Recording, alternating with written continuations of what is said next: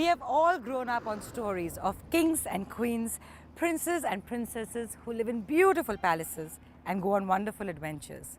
Here now is a chance to relive a bit of that magic right here in Chhattisgarh. I'm Cookie. Join me on this enchanting journey through Chhattisgarh. The hilly district of Kanker lies towards the southern part of the state. Legend has it that down the centuries this land has been home to many monks and rishis and is truly blessed. My first experience of Chhattisgarh royalty begins at the Kanker Palace.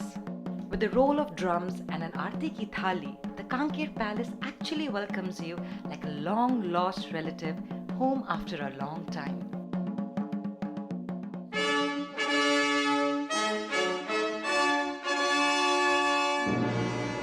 The colonial-style building traces its history to the early 20th century when it was known as Radha Nivas Bagicha.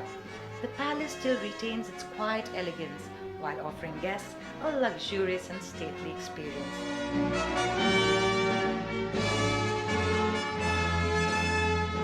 In every corner of the Kanker Palace, there are mementos of an era that has gone by but still revered.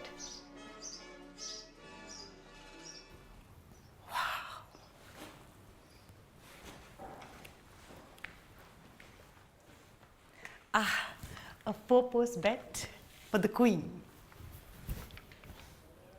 Look at this traditional pankha. You know, this was used in the olden days when there was no electricity to manually fan the prince and princesses staying in the palace. This room is a fantastic blend of old world charm of the yesteryears and comfort of the modern world.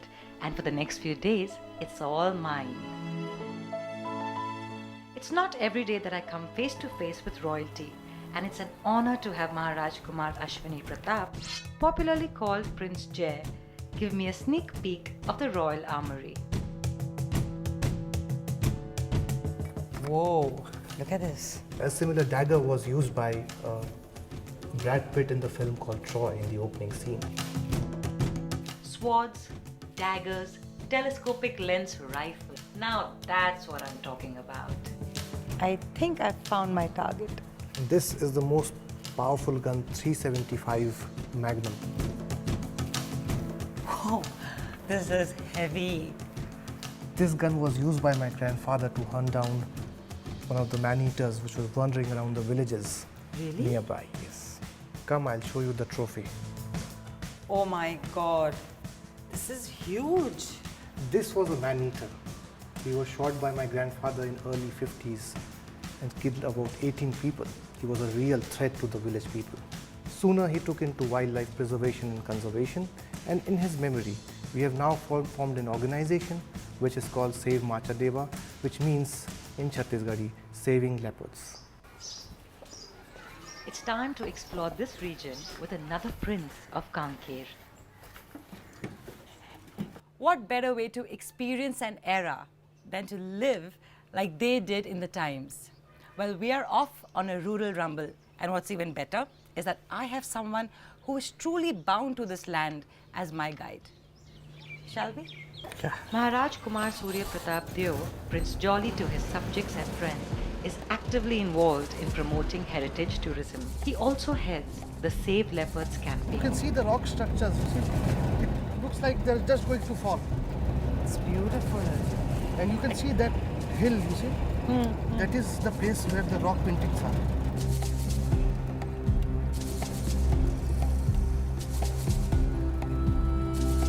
The royalty of Kanker are truly the custodians of its history, land and culture.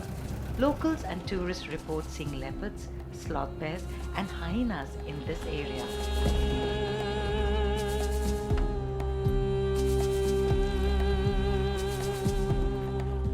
The rock paintings we're about to see are about 6,000 to 8,000 years old.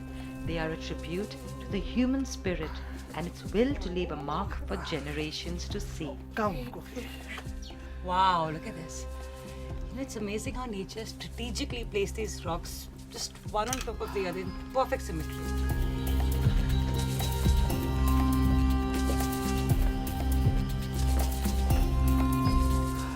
So these are the famous rock paintings of Urkuda.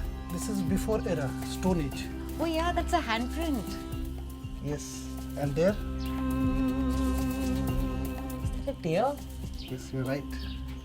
Imagine you're standing in the very spot the ancient man stood and left their footprints right here.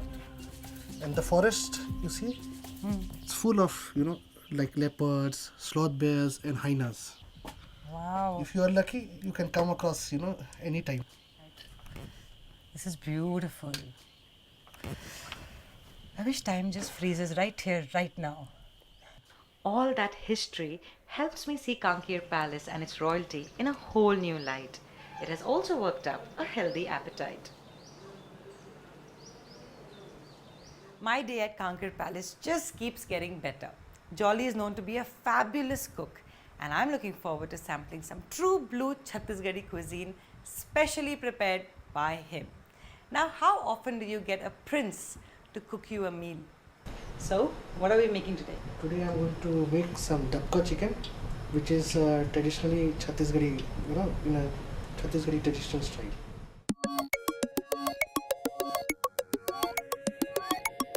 Some oil, some mustard, cumin seeds, put some onions. This is very famous amongst the tribal people here.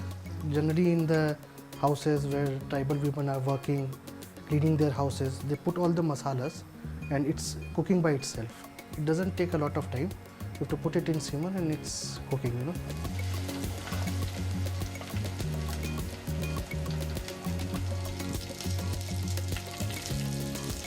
And now we'll put some chicken.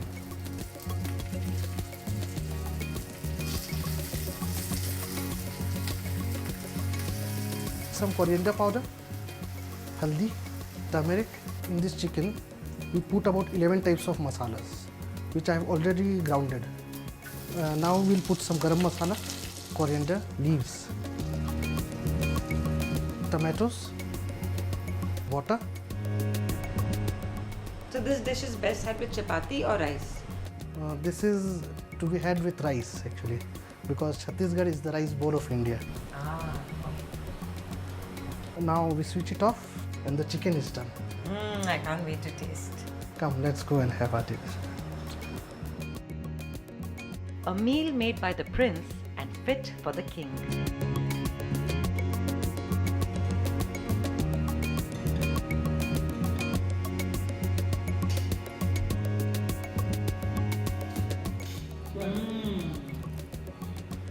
This is fabulous. The aromas and the flavor, it's lovely.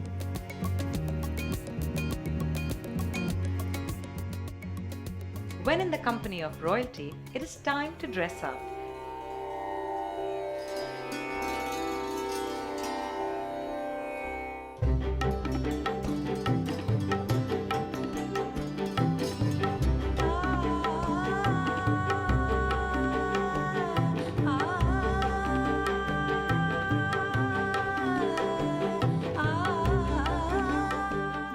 Prince Jay and Jolly wanted to present me with a souvenir that would remind me of my time at Kanker.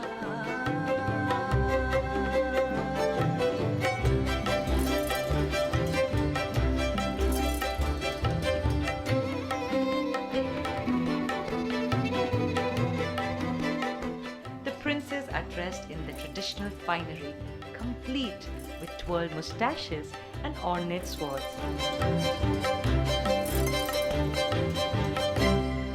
And what could be a better souvenir than a royal portrait? It's now time to set the perfect background for the portrait, one that epitomizes the very best of Kanker.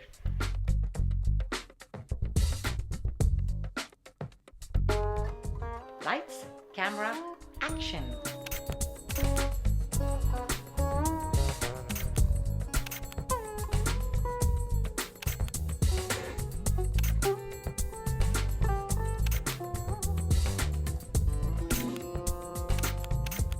Kanker Palace has been a delightful start to my royal heritage experience.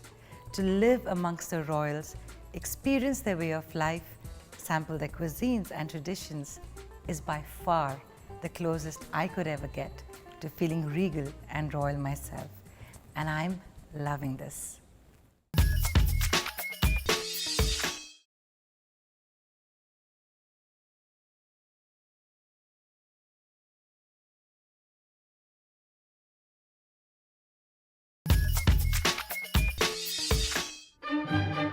About 100 kilometers from Kanker is the erstwhile princely state of Kavarda in the eastern part of Chhattisgarh, where the royal palace is set against a background of 11 acres of landscape greens.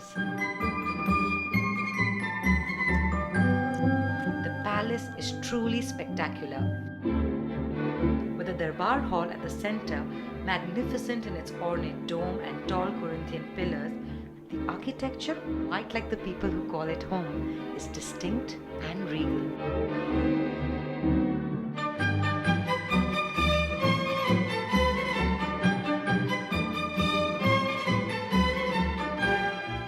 This building has got 3-4 architectural designs combined to it, patterns. Like we have the Mughal architecture, then we have the Indian, then we have the British and the Italian. And all the marbles which are used in this building is all from the famous mines of Carrara from Italy. People from Europe, engineers from Europe came, and people from Calcutta came who designed this building, make the blueprints and everything. And after making about a couple of designs, finally my grandfather thought of this particular design, and then he ordered to make this particular structure. So there were many hands involved in this, a lot of influences. Many hands involved. And how long did it take to make a palace like this? It took about 3 years to complete this. It's so building. grand, it's huge. Besides people from outside, there are a lot of indigenous people in Kavarda, a lot of different tribes, communities, like the Rajgonds and the Gonds, and the famous the Baiga tribes, which are the most primitive and indigenous people of here. In fact, famous anthropologist Very Elvin, he was so much fascinated by the Baiga community and the life and culture that he even married a Baiga lady over here. While the palace fascinates me no end, it is time for me to explore the land outside these remarkable walls with Rani Kriti Devi. The royalty of Kavarda support local efforts to preserve indigenous flora and fauna and quite clearly know every inch of their beautiful land.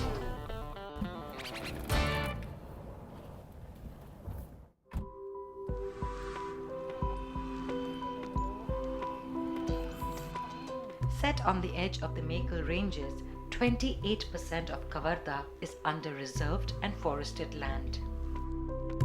I feel Kavarda is a great destination for people who are interested in wildlife and forest. Of course, we have good forest, we have a lot of lakes, and we have a lot of bird life. In fact, behind the mountains where you're seeing the sunset is, where it's coming down, there's a place called Banda, and we have about 280 square miles of reserve forest. That is basically for the tiger corridor. So we do expect in the future that the tigers would be coming to our place. As evening falls, the sights and sounds of the enthusiastic Sela or Danda Nach dancers, resplendent in their bright and colorful attire, offer the perfect ending to another royal day in Chhattisgarh.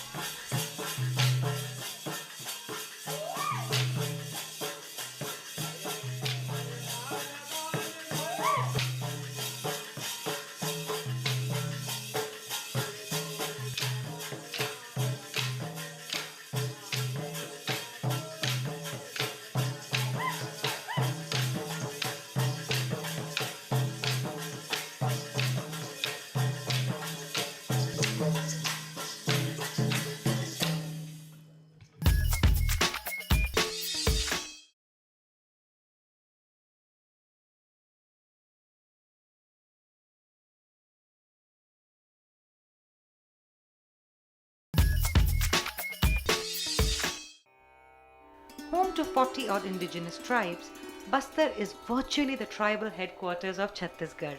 The royal palace of Bastar is at Jagdalpur.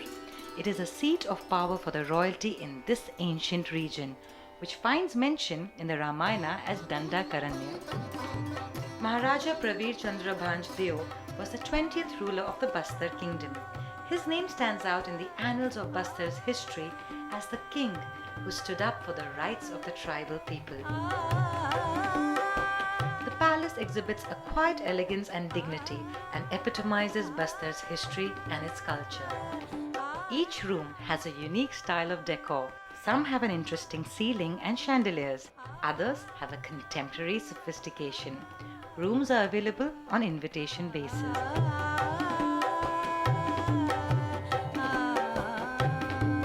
Bastar is one of rare Indian royalties which has seen a female ruler ascend purely on the popular demand of its subjects. Maharani Praful Kumari Devi, the only Hindu girl, made the Maharani of Bastar, which is very rare. There was never a male descendant to the ex-ruler that time. So the Britishers revolted, but the public, that is the tribal section, they supported the queen and she became the only queen to be nominated as Her Highness's Maharani of Bastar. And she built this palace as well as the entire Jagdalpur city was developed by her. In Bastar, the ruler is known to be a god and they always pray the king as the living god for them, the tribals, as well as the non-tribals. And this you can see it very clearly and you can identify it or you can prove, that proof can be seen in Bastar Dashera. That started 800 years back. And the same thing goes, the entire function of Dashera goes for 75 days. And being the Maharaja or the ruler of Bastar has to perform his task as the soil priest of Bastar. And all the people from all nook and corners of Bastar, they come to just take a glimpse of the soil priest as well as the Maharaja of Bastar. Interestingly, the Bastar Dasera is a ceremony that commemorates the chief deity Devi Mauli, elder sister of the Devi Danteshwari, and her sisters. The Bastar Dasera sees the active participation of all its members of its community, Hindu as well as tribal. And no visit to Bastar is complete without visiting the Danteshwari temple.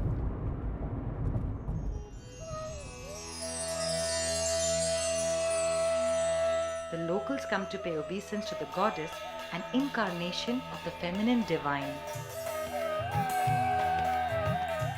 The king of Bastar is also the high priest of the sacred Devi Danteshwari temple. He has all the responsibilities and privileges that go with the position.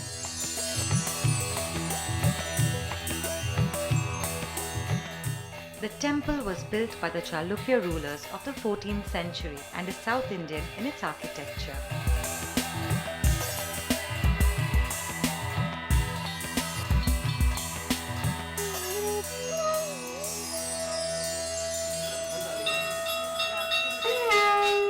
In the Garbhagriha or the Sanctum Sanctorum, the carved black stone idol is adorned with flowers and ornaments.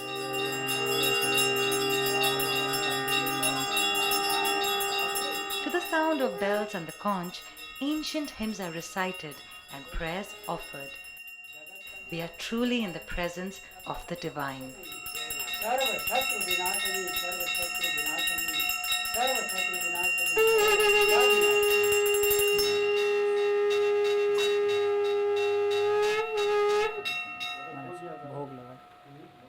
My royal experience in Chhattisgarh has been absolutely delightful. It was truly heartwarming to spend time with the royalty here. One common thread amongst them all, they're truly rooted to their traditions and customs. Well, it's time for me to move on with my journey. Until next week, goodbye.